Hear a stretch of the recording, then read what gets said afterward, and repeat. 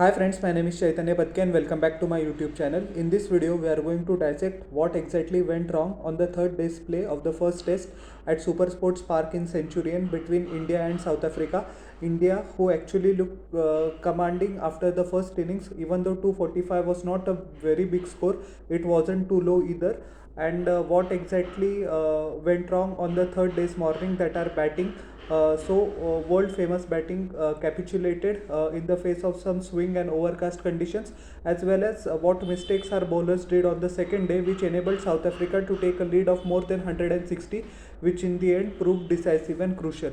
South Africa won the match by an innings and 32 runs, which is a whooping margin if you take into consideration the fact that South Africa were actually by many experts not given a chance in this test series.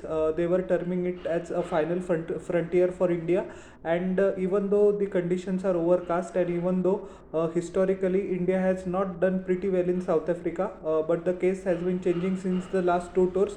um, South Africa were firmly the underdogs, but they have proved everyone wrong. And why they are one of the most menacing teams, especially in the Test arena, to play at home. They have proved that with this victory. The issue with the Indian team is with the batsmen. As we saw in the second innings, Marco Jansen took 3 wickets in 7.1 overs by giving away 36 runs. But the manner of those dismissals will be troubling for head coach Rahul Dravid and batting coach Vikram Rathore, because Shubman Gill was clean bowled, and so was Shreyas Iyer. The previous balls, Marco Jansen was smashed for 4, but he used his cricketing brains and a Yorker length, which is rarely used nowadays in Test cricket, especially when there are overcast conditions and the ball is moving and seaming around. Many people and many batsmen would also think that in this condition the bowler would try to swing the ball both ways, either in swing or out swing, or to make the use of the conditions which were overcast. But Janssen used the surprise element twice, not once but twice, and got the expected result, which pegged India back. With all due respect to both of Shubman Gill and Shreyas Iyer, they wouldn't have been able to gauge why he bowled a bouncer, and the surprise factor was crucial in this dismissal. Shubman Gill will be particularly disappointed because he scored 26 of 37 deliveries, which included 6 magnificent boundaries. He effortlessly stroked 4 boundaries through the offside, especially couple of them through the covers, as well as one pull shot. So he must be unlucky. He must be feeling very unlucky to miss out. Yashasvi Jaiswal once again had twin failures. He scored just 5 runs of 18 deliveries. Nandre Berger, who has been kind of seen somewhat of a meteoric rise, proving once again to be the catalyst for South Africa's victory. He took 4 wickets by giving away just 33 runs in 10 overs. Outside edge and simple catch to Kyle Verania, the wicketkeeper. Virat Kohli was the lone warrior for India in the second innings. He scored 76 runs in 82 deliveries, one youth 6 and 12 boundaries.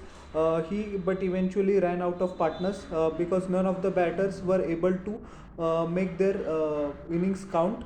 Uh, KL Rahul scored just 4 of 24 deliveries, the centurion of the first innings, just a solitary boundary. Nandre Berger once again an excellent ball which nipped off the seam, with Eden Markram taking a simple catch in the slips. A duck for Ravichandran Ashwin. He was bounced out by Berger. Once again, Bedingham taking a simple catch. Mohammad Siraj was also the victim of Nandre Berger. Prasidh Krishna was not out on 0 of 5 deliveries. Rohit Sharma was clean bowled by Kagiso Rabada. A forgettable test match for the Indian captain. He was out in contrasting fashions, but unfortunately to the same bowlers. So he has to work on his technique and he has to show some patience. He has to let go of some deliveries outside the off stump.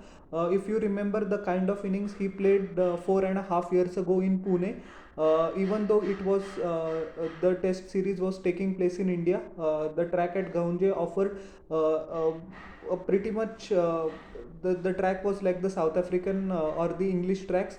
It had grass covering all over it, and Rohit Sharma actually for the first session played excellently well, left the balls and reaped the benefits afterward, scoring a memorable 200 in that game and winning the man of the match in the process. So he just needs to bide his time. He needs to remember that it is not a T20 or an ODI. He has ample of time. We know his class. he can make up for the lost deliveries after all.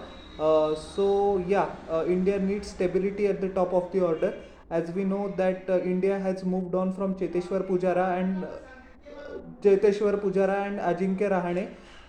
So the onus falls on Shreyas Iyer and KL Rahul to just carry forward the momentum and play well. Yashasvi Jaiswal must have found out the hard way the rigors of Test cricket, as we know that we had wonderful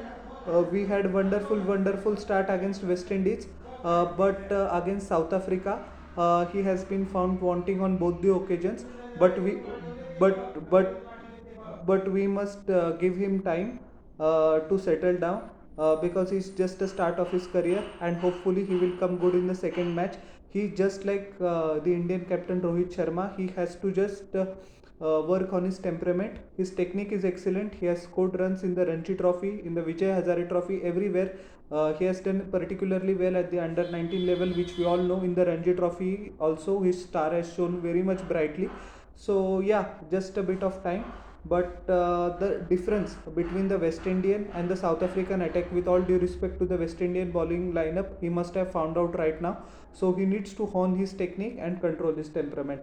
As far as the Indian bowlers are concerned, Jasprit Bumrah, coming to Test cricket after a gap of nearly 1.5 years, bowled excellently well. He took 4 wickets, bowled in the right areas, hit the right lengths, swung the ball both ways, controlled his speed pretty efficiently, and he was the lone shining star of the Indian bowling lineup, which uh, otherwise performed very dismally.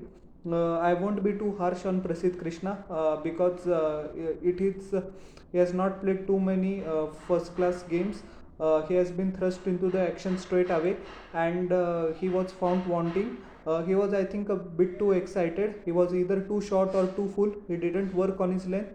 He didn't hit the same length, which is his speciality in this test match. And Dean Elgar and Tony De Zorzi made merry of his silly mistakes. The questions arise the question arise on the place of Shardul Thakur as well, because he didn't offer an option of a seamer or a batter, a bits and pieces cricketer, you might say. It had worked wonderfully well in England couple of years ago, but it is time that the team management actually gives him some kind of clarity on what sort of role he would need to perform. Otherwise, there are other bowlers waiting in the wings, and the absence of Mohammad Shami has been felt pretty severely by the Indian bowling lineup, especially after the dismal performances of Prasidh Krishna and Shardul Thakur. Ravichandran Ashwin actually bowled well. He bowled in the right areas, but he didn't have the kind of control that he usually does when he plays in India or anywhere near in the subcontinent. So much improvement is expected from him on that front as well in the second test, which starts on January the 3rd. So all in all, a comprehensive performance by South Africa. I also have to commend the first inning efforts of KL Rahul. That was without doubt the best century of his career. Very unfortunate that he couldn't carry on his momentum in the second innings. At least our score could have had some kind of semblance. With all due respect, we were going to lose this test match either way, after we were 5 wickets down below 80, but at least we could have avoided an innings defeat, which is rather a big embarrassment. So how did you like my analysis of the first test? Please tell me in the comment section below, and don't forget to like, share and subscribe to my channel, and press the bell icon for further notifications. We'll meet in the next video. Till then, everyone, bye, and I am humbly requesting to you all once again, please subscribe to my channel. Thank you.